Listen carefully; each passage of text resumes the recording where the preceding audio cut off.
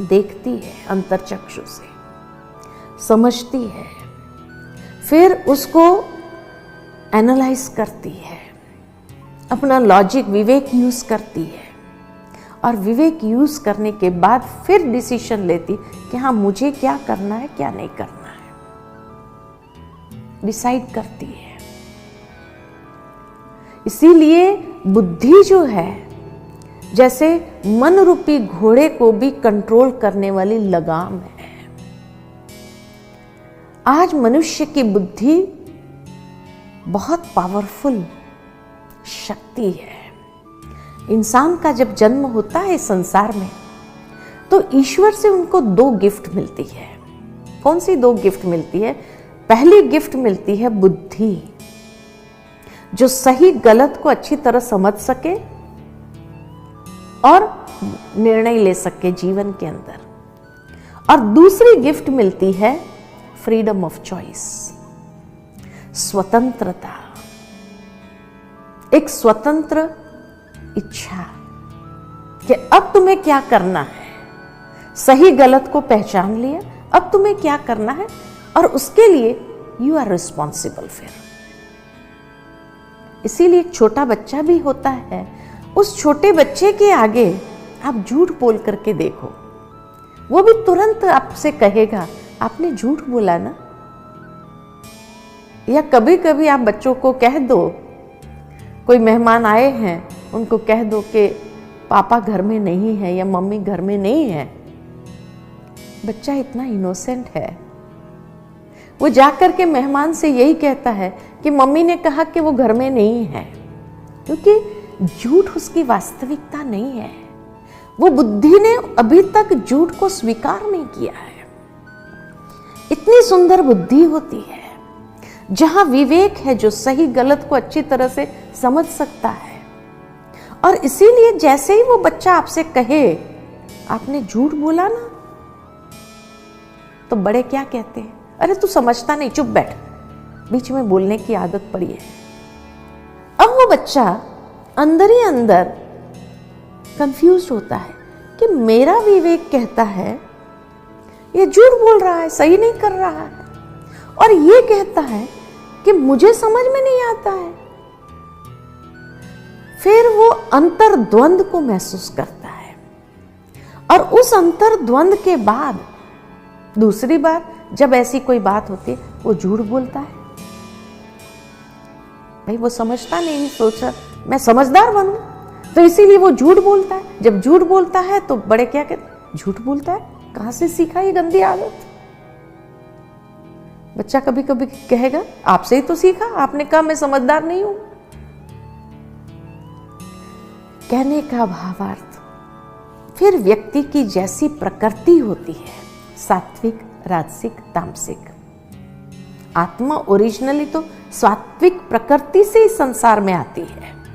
ईश्वर के धाम से जब इस संसार में आए तो बड़े सात्विक स्वरूप में हम आए, शुद्ध स्वरूप में। लेकिन फिर घर का माहौल, संग जो हमें प्राप्त होता है वो जिस तरह का होता है, अगर सात्विक है तो वो दिशा प्राप्त करते हैं, राजसिक है तो वो दिशा में जाते हैं, या तामसिक है तो फिर वो दिशा अपना लेते हैं।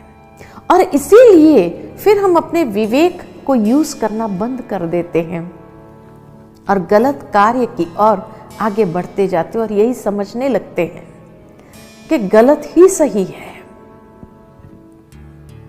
यही जिंदगी है।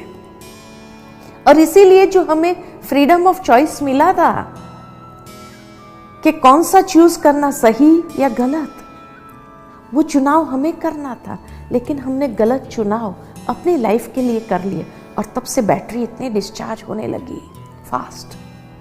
जितना हम सही दिशा को लेते हैं, सात्विक दिशा को लेते हैं और अपनी फ्री विल को वहां यूज करते हैं, उतनी बैटरी चार्ज होना शुरू होती है, और व्यक्ति उस विवेक शक्ति से बहुत ऊंचाई को प्राप्त कर सकता है।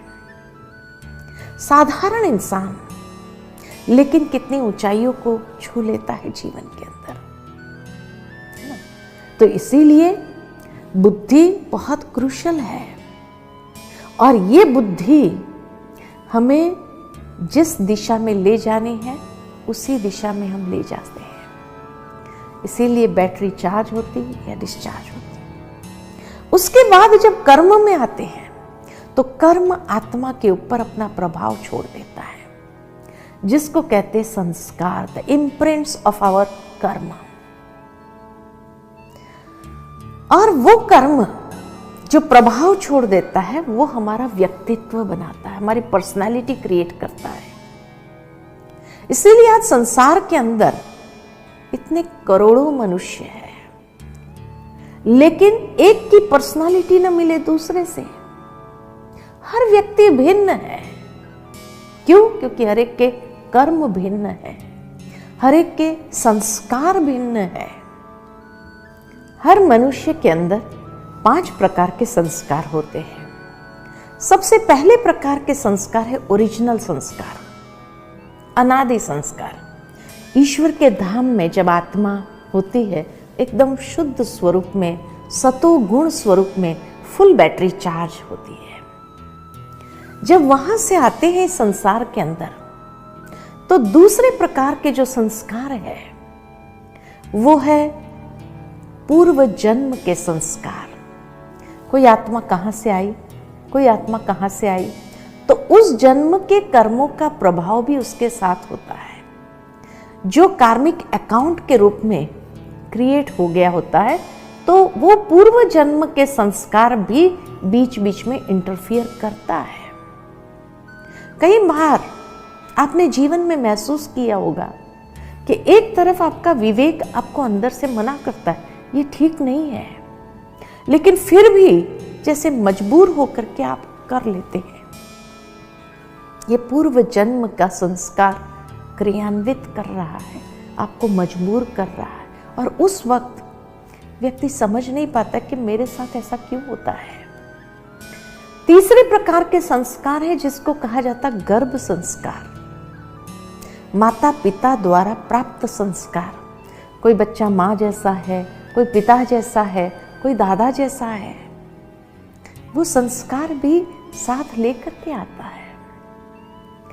चौथे प्रकार के संस्कार है जो इस जन्म में हम नए क्रिएट करते हैं, और वो है संग के प्रभाव के माध्यम से। इसलिए कहा जाता जैसा संग वैसा रंग। मनुष्य अच्छी संगत में होता है तो उसके संस्कार अच्छा बनता जाता है।